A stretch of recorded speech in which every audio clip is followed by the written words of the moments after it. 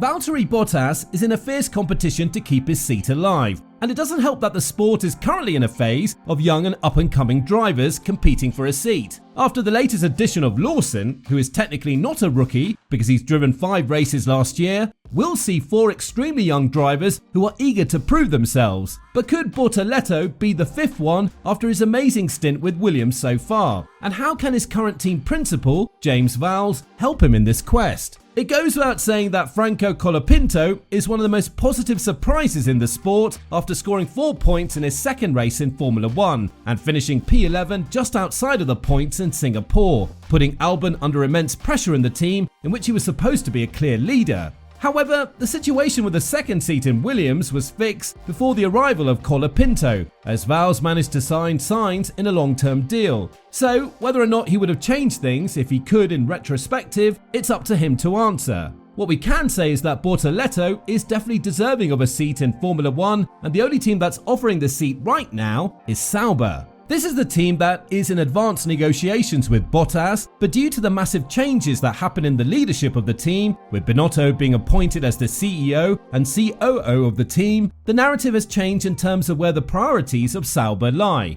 And after seeing what these young drivers are capable of, from drivers like Behrman and Antonelli, as well as Lawson, Sauber has a lot on their mind now that they've signed an experienced and German native driver in Hülkenberg as one of their drivers. The decision that they need to bring is whether to move in a direction of young and up-and-coming talent or go with an experienced choice like Bottas. And Vowles hopes that he can do something in order to lend the services of Bortoletto to Sauber to prove that the Argentinian driver has what it takes to take the team in a new direction.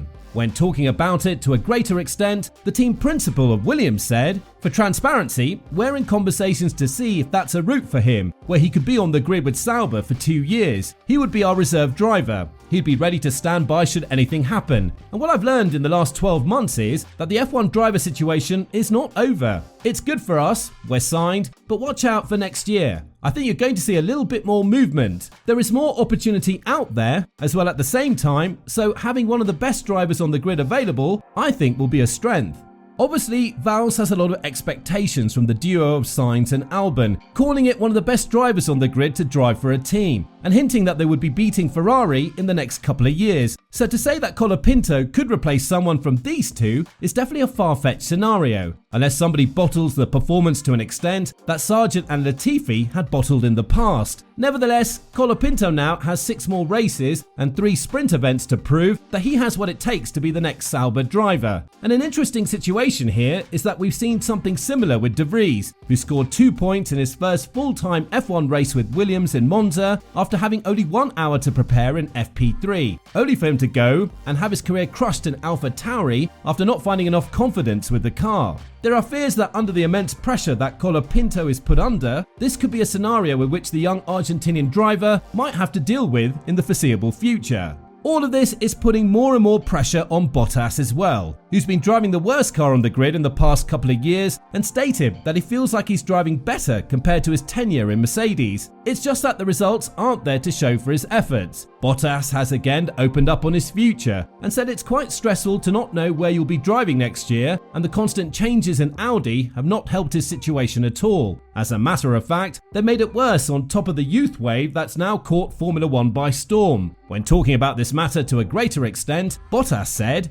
"Yeah, it's how the sport is. I think it's not just this season, but if you look at this and the last season, when you're fighting towards the back, obviously it's much less visible on what you can do and what kind of performances are you having. It's pretty much against your teammate that you can have a comparison, so for sure, you're more out there if you're fighting within the point and towards the front end. That's just how it goes, so for sure, it's not been helping the situation." Bottas is a proven winner. He's won 10 races in his career, and throughout his 6-year tenure with Mercedes, he's never missed a Q3 appearance, which is something quite extraordinary to witness if you look at it from this perspective. Even though he was definitely a second driver behind Hamilton, the Finn was always there to capitalise on the mistakes of his teammate, and on multiple occasions, he was the better driver on pure pace. But now that stake Sauber hasn't provided him with the right machinery, his confidence has taken a massive dip, and it's worth noting that this is definitely the last shot for Bottas in Formula 1. But Valtteri has been more than adamant. The priority lies in Formula 1, but that doesn't mean he'll stop racing if a contract doesn't come along his way.